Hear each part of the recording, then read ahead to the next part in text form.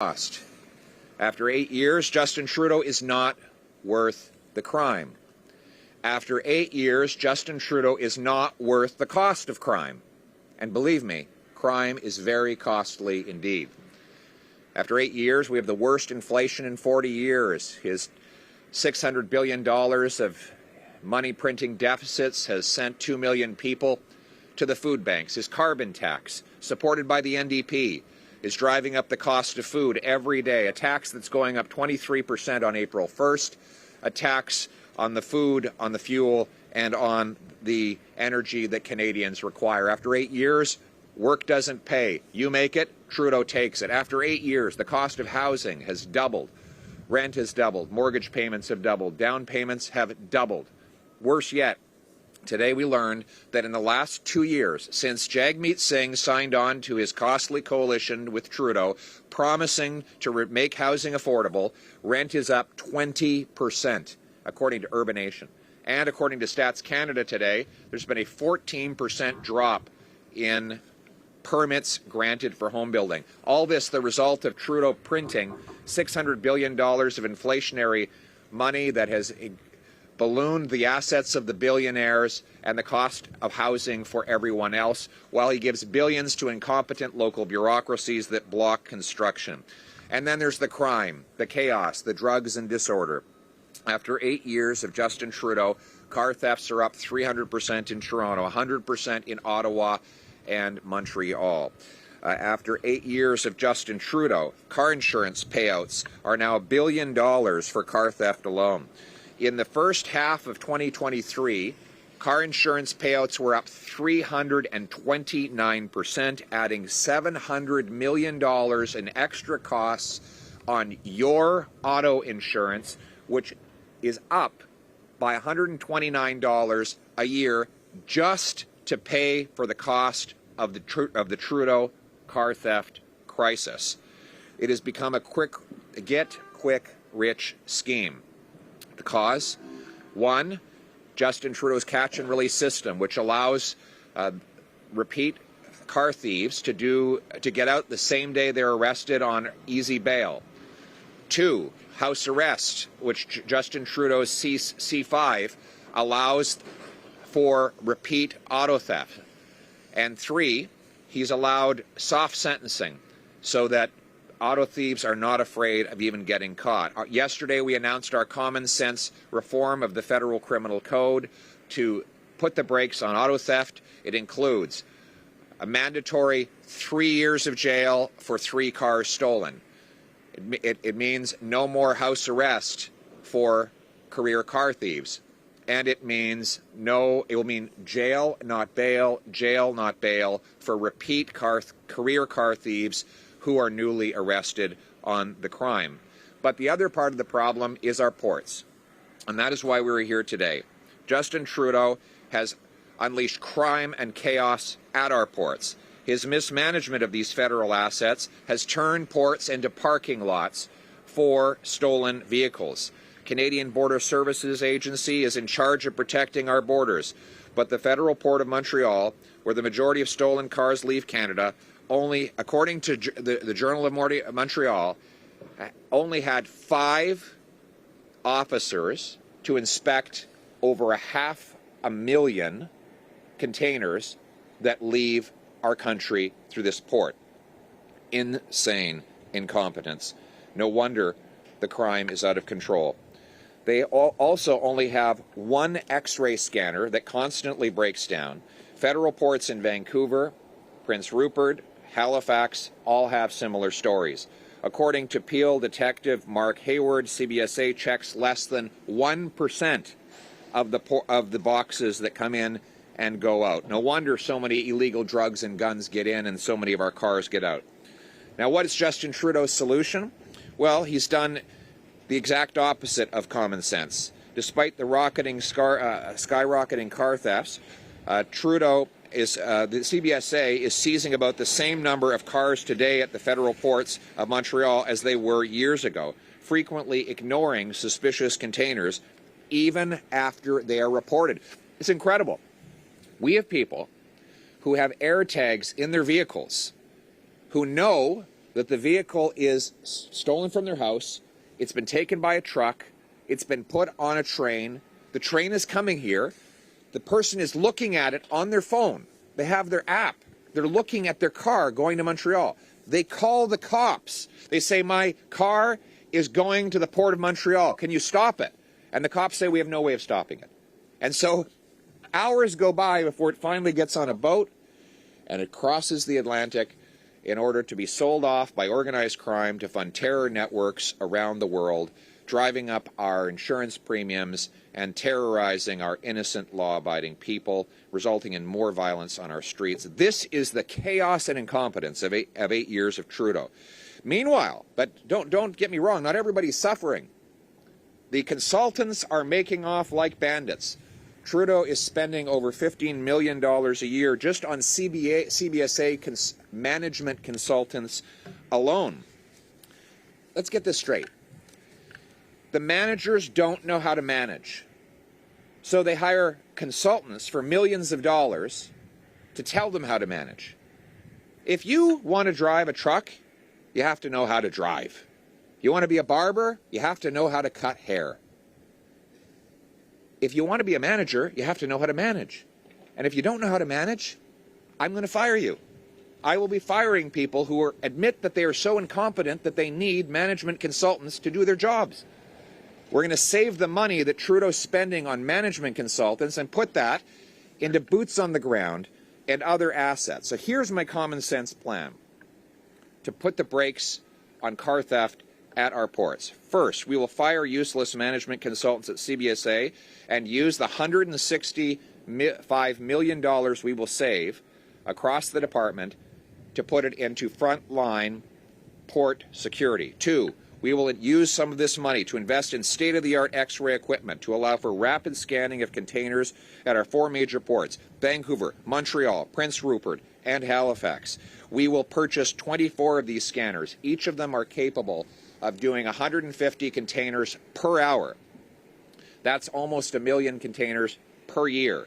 The scanners will pierce into the boxes, finding out if the merchandise inside matches the manifest so that we can stop some of the theft this way.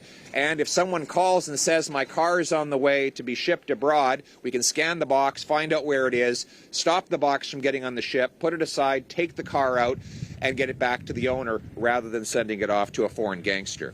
3, we will hire a special team of CBSA officers on the ground, 75 of them, will be at our 4 biggest ports operating these scanners and interrupting car theft in particular. This team will include probably about 30 at this port alone, and it will be a massive increase from the reported 5 that the Journal of Montreal said is there.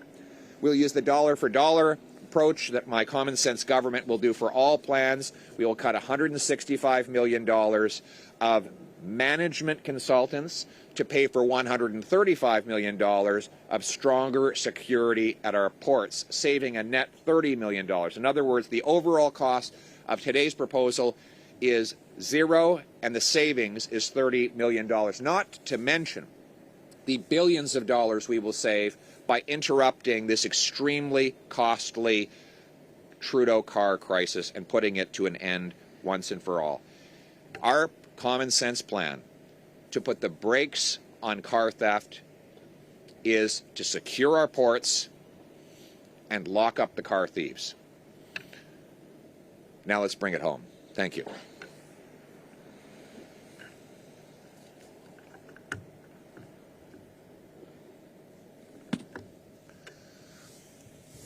Bonjour, M. Poilievre, Andy Saint-André, journaliste à TVA. Je veux vous entendre parce qu'on a appris au cours des dernières heures que l'ex-soldat nazi qui avait été ovationné aux communes avait été invité dans un autre événement par le bureau du premier ministre. Est-ce que ça change votre perception de l'histoire et tout ce qui en a découlé, c'est-à-dire la démission, entre autres, de M. Rota? Oui. Il y a 2 choses. Premièrement, Justin Trudeau a menti. Justin Trudeau a dit que son bureau n'avait aucune idée que cet ancien nazi a été impliqué dans les événements pour la visite du président Zelensky. Maintenant, on sait que c'était un autre mensonge de Justin Trudeau. Deuxièmement, Justin Trudeau a dit que le président de la Chambre devrait démissionner pour avoir invité un ancien nazi d'être à la Chambre des communes pour cet événement-là. Donc, est-ce que Justin Trudeau va appliquer la même règle à lui-même en se demandant de démissionner? Pourquoi il y a un autre standard pour l'ancien président, mais pas pour lui-même? Est-ce que Justin Trudeau va faire ce qu'il a demandé au président de la Chambre, c'est-à-dire de démissionner pour l'embarras massif et mondial qu'il a causé? Il faut reconnaître, c'est facile d'oublier, c'était l'embarras partout au monde. Il y avait des leaders et des médias à travers le monde qui parlaient du Canada et l'embarras et l'incompétence totale à l'échelle internationale. C'est un autre exemple où Justin Trudeau n'en vaut pas le coup, il n'en vaut pas l'embarras et il devrait être imputable. Les Canadiens devraient le congédier. In English? Well, we now learn that Justin Trudeau was lying again.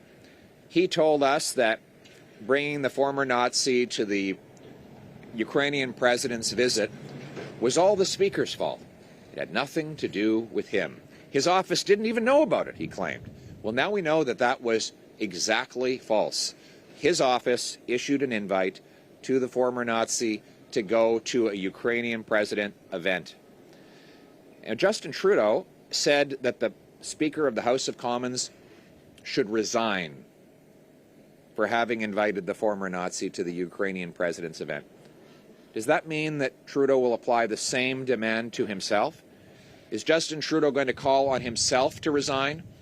Or is this just another example of where he's above the rules that he applies to everyone else? I'm sure it is, because Justin Trudeau is a hypocrite. He is a fake. He embarrassed us all around the world with this incident, and then he lied about it to cover it up and threw a colleague under the bus to take the blame. Justin Trudeau is not worth the cost. He is not worth the embarrassment. After 8 years, it's time to fire him. Next question, prochaine question. Good morning, Mr. Poilievre. Justin Ling, freelance.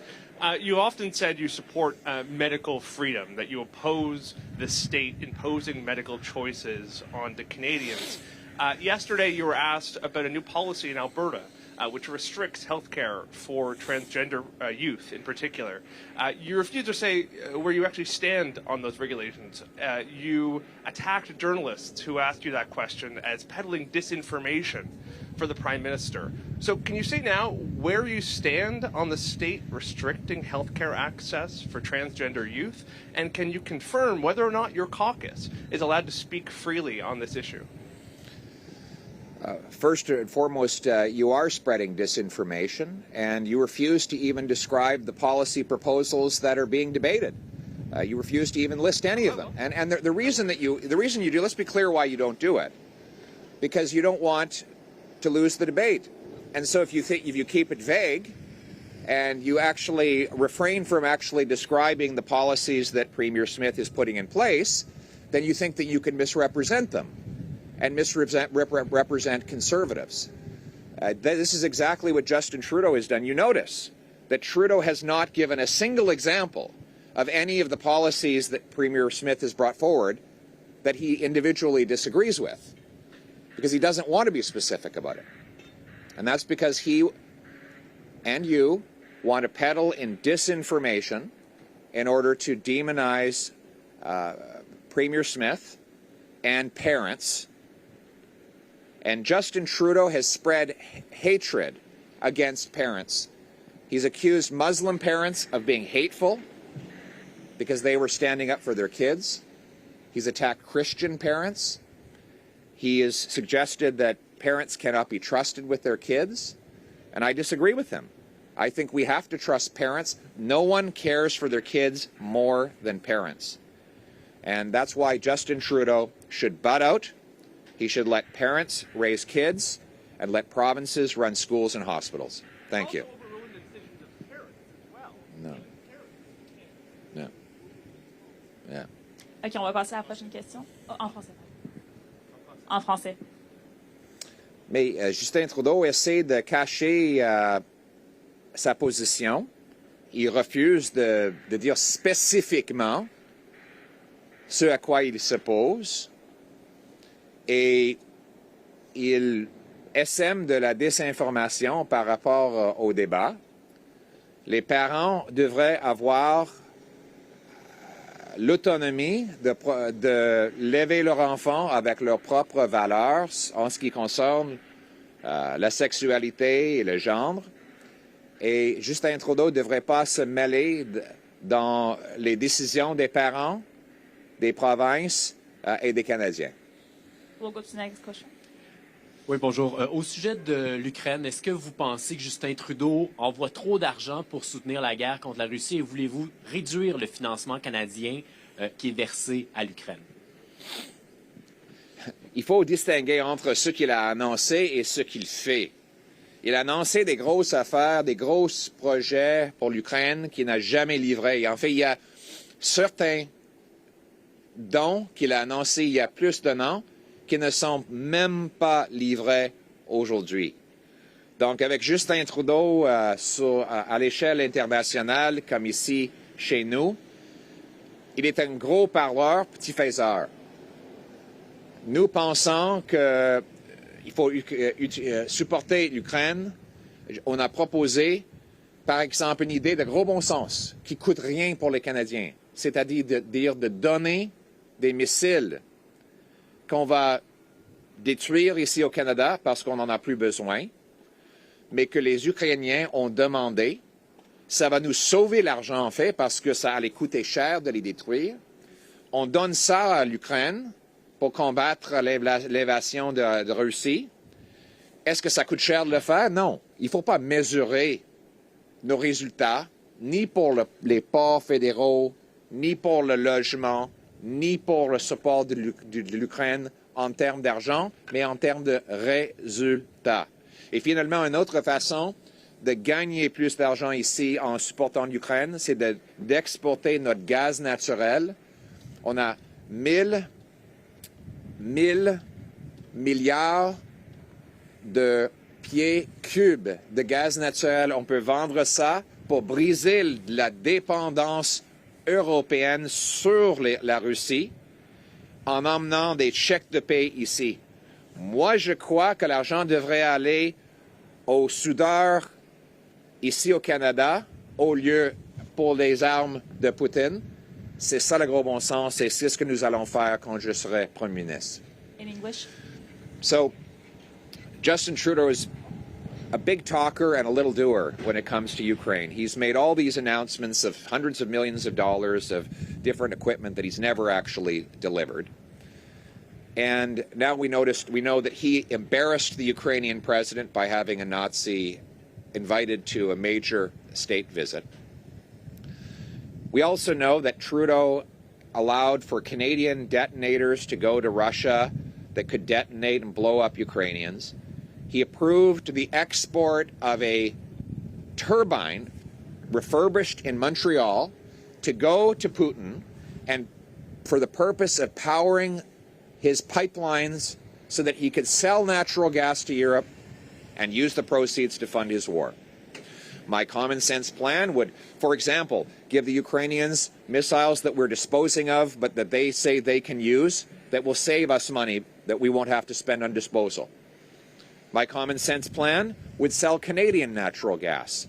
I will repeal C-69, replace it with a law that consults First Nations, protects the environment, but gets natural gas liquefaction facilities built so that we can send that gas to Europe to break European dependence on Putin and turn dollars for dictators into paychecks for our people in this country.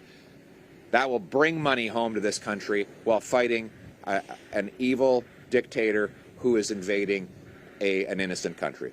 Prochaine question, next question. Bonjour, M. Poilievre, Pierre Saint-Arnaud de la presse canadienne.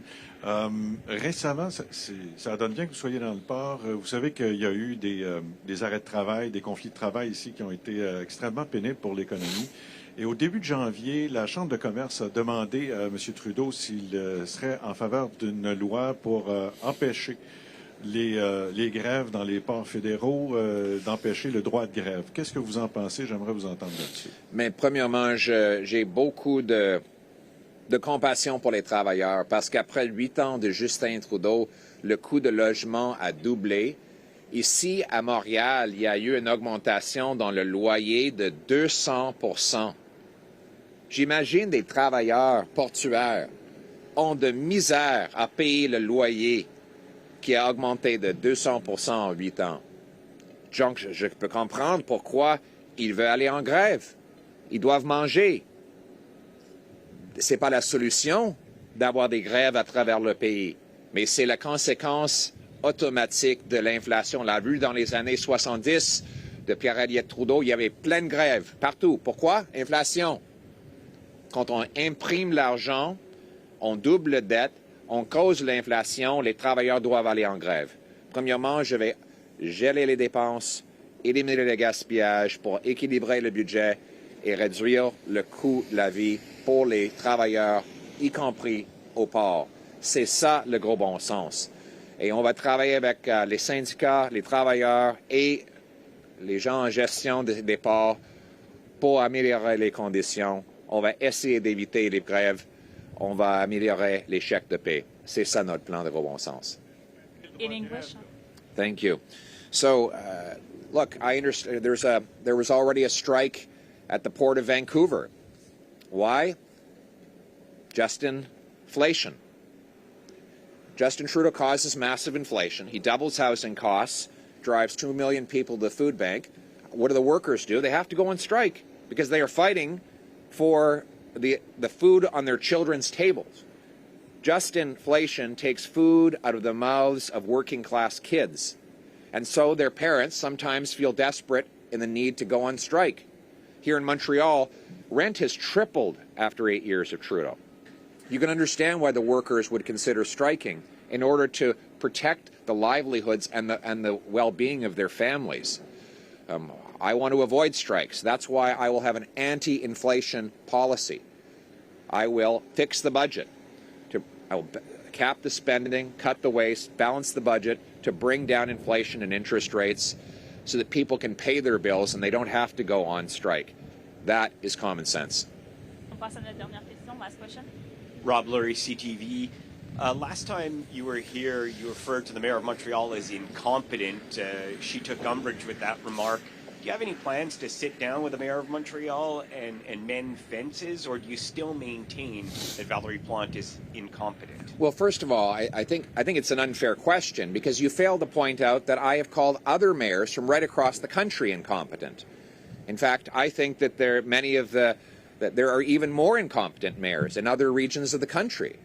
And the problem is that Trudeau keeps giving them our tax dollars. These mayors, let's put this into perspective. The city of Vancouver, through its red tape and charges, adds $1.3 million to the cost of every newly built home. That is incompetence.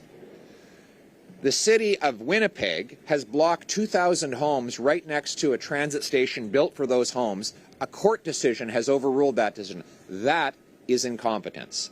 Here in Montreal, the city has blocked 24,000 homes since Valerie Plante became mayor. Yes, that is incompetent.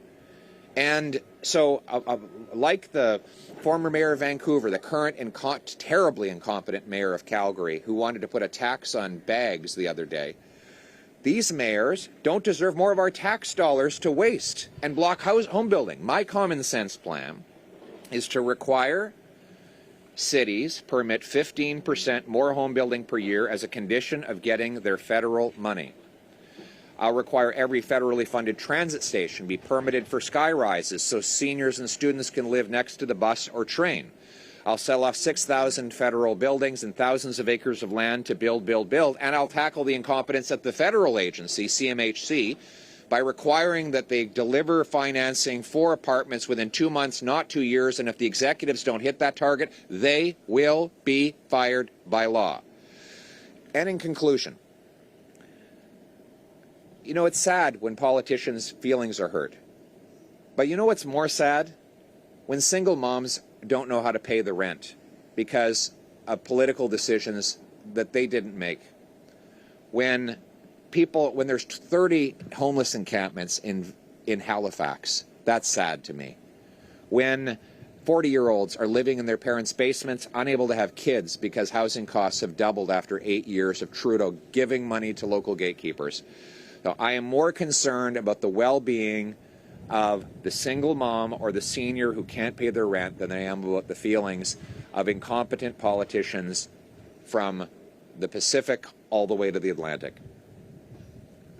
En français. Merci beaucoup. La question oublie que j'ai appelé des autres maires à travers le pays, y compris à Vancouver, à Calgary, à Toronto, incompétents. Parce que c'est incompétent. Quand la ville de Vancouver ajoute 1,3 million de dollars de coûts additionnels de bureaucratie et de taxes pour chaque nouvelle unité de logement. Ça, c'est incompétent.